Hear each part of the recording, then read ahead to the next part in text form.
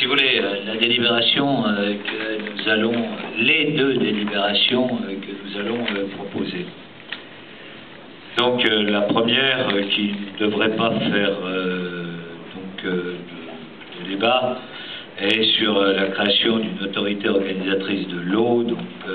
c'est un des fruits de notre travail en commun, à savoir que, évidemment, lorsque les contrats, vous savez qu'on a des contrats divers et variés, mais qui grosso modo ont 40 ans d'âge.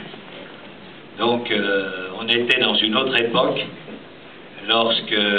cette délégation de service public a été passée,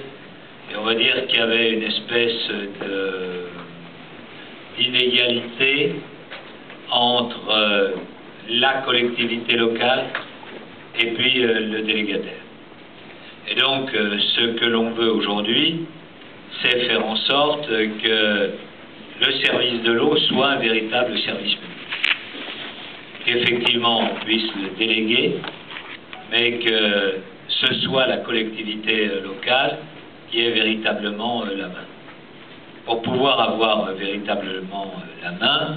il faut pouvoir former un service qui soit techniquement extrêmement compétent, qui puisse effectivement avoir la même technicité que les entreprises à qui demain, à l'entreprise à qui demain on va déléguer, et qui soit capable à la fois dans l'élaboration du cahier des charges, mais surtout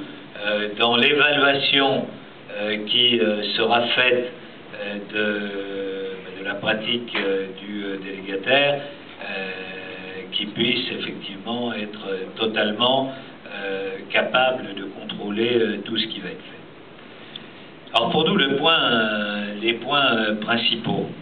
c'est évidemment à partir de cette autorité organisatrice de l'eau. D'une part, dans les prochaines années, de pouvoir assurer la pérennité de la ressource en eau. Vous voyez, le problème, c'est pas simplement d'assurer de l'eau demain matin, mais de faire en sorte que dans 10 ans, 15 ans, on ait encore la capacité à pouvoir fournir aux Lyonnais une eau qui puisse être une eau de qualité. Donc, par exemple, un des objectifs que nous nous fixons, c'est de pouvoir trouver d'autres champs captants que ceux de Charmieux-Crépy, parce qu'aujourd'hui, on va dire qu'on est très largement dépendant de ce qui se passe dans la nappe phréatique du bassin du Rhône. Et donc, demain, dans nos discussions, par exemple, avec la commune de Quincieux, un des problématiques qui est en discussion avec cette commune, c'est de pouvoir faire des champs captants sur le bassin Saône, de manière à pouvoir demain avoir une alternative à la ressource en eau si par hasard, ce que nous n'espérons évidemment pas, il y a une pollution majeure sur le champ captant du Rhône. Deuxièmement, il s'agit ensuite de faire en sorte que nous puissions préserver notre patrimoine. Alors, le patrimoine, c'est l'ensemble de ce que nous pouvons avoir en termes de canalisation, en termes d'élévation, etc., l'ensemble de l'appareillage technique. Pour cela, nous avons décidé que nous passerions les travaux qui sont faits sur le réseau de 25 millions d'euros par an à 33 millions d'euros par an, de manière à pouvoir atteindre, aujourd'hui on est sur un rendement qui est à peu près à 50%, de manière à pouvoir passer à 85%, donc essayer évidemment d'éliminer tout ce qui a fuite dans notre réseau, et donc tout ce qui peut amener une déperdition de l'eau que l'on peut pomper dans nos nappes phréatiques. Pour cela, ces 33 millions seront répartis pour moitié sur la société délégataire, pour moitié assurés directement par donc les services techniques de l'autorité organisatrice de l'eau, donc directement directement en régie, et donc en particulier tout ce qui est grosse canalisation sera prise en charge par la puissance publique et donc par le Grand Lyon. Troisième point, nous donnons comme objectif dans le marché que nous allons passer d'être à plus de 20% de baisse du prix de l'eau. Alors quand on dit cela, c'est pour une facture type d'une famille moyenne environ 120 mètres cubes, avec là aussi ça a résulté des grandes discussions qui ont eu lieu au sein de la commission, pouvoir faire baisser le prix du compteur de 34% à 25%, de manière à mettre l'accent sur l'économie d'utilisation de l'eau et favoriser ceux qui font attention à leur consommation et donc baisser la facture de ceux qui évidemment sont le plus économes en eau. Ensuite, nous avons décidé d'avoir des contrats courts. Je vous disais que les contrats qui avaient été passés dans les années 70 étaient des contrats de 40 ans. On a décidé qu'on allait passer un contrat pour 8 ans avec une variante à 10 ans. Donc, vous voyez des contrats évidemment substantiellement plus courts. Pourquoi? Parce qu'on voit bien que très souvent il y a des évolutions